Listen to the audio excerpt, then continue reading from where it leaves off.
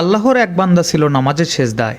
আল্লাহ ডাক দিয়ে বলে, বান্দা তুই যতই নামাজ পড় আর যতই সেজদা কর, তোর ঠিকানা জাহান্নাম। এ কথা শুনে বান্দাটি বলছে আলহামদুলিল্লাহ। আল্লাহ বলে, এই বান্দা, জাহান্নামের কথা শুনে কেউ আলহামদুলিল্লাহ কয়? বান্দা বলে, আল্লাহ, জাহান্নামের মালিকও তুমি, জান্নাতের মালিকও তুমি। তুমি আল্লাহ যদি খুশি হয়ে আমাকে জাহান্নামে দাও, আমার আপত্তি করার কোনো অধিকার নাই। আল্লাহ বলতেছে, বান্দা জাহান্নামে গেলে তুই পুড়ে যাবি, তোর কষ্ট হবে। বান্দা বলে, আল্লাহ, কষ্ট শুধু আমার হবে না, তোমারও হবে।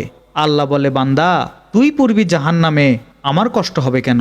বান্দা বলে, আল্লাহ, মায়ের কোলের সন্তান যদি পানিতে পড়ে যায়, তাহলে দুনিয়ার কোনো মা যেমন দূরে দাঁড়িয়ে থাকতে পারে না, আমার বিশ্বাস ওই মায়ের চেয়ে কোটি কোটি গুণ দয়া তোমার বেশি।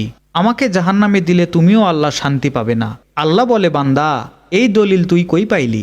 বান্দা বলে, আল্লাহ, আমাদের জাতির পিতা ইব্রাহিম আলাইহিসসালাম তোমার প্রেম বুকে নিয়ে যখন নমরুদের চুলায় পড়ে গেল, তুমি তাকে রক্ষা করেছিলে। আল্লাহ বলে, বান্দারে, আমার প্রেমের ভক্তি নিয়ে কেউ যদি জাহান্নামেও যায়, আমি জাহান্নামকেও জান্নাত বানিয়ে দিব। সুবহান আল্লাহ।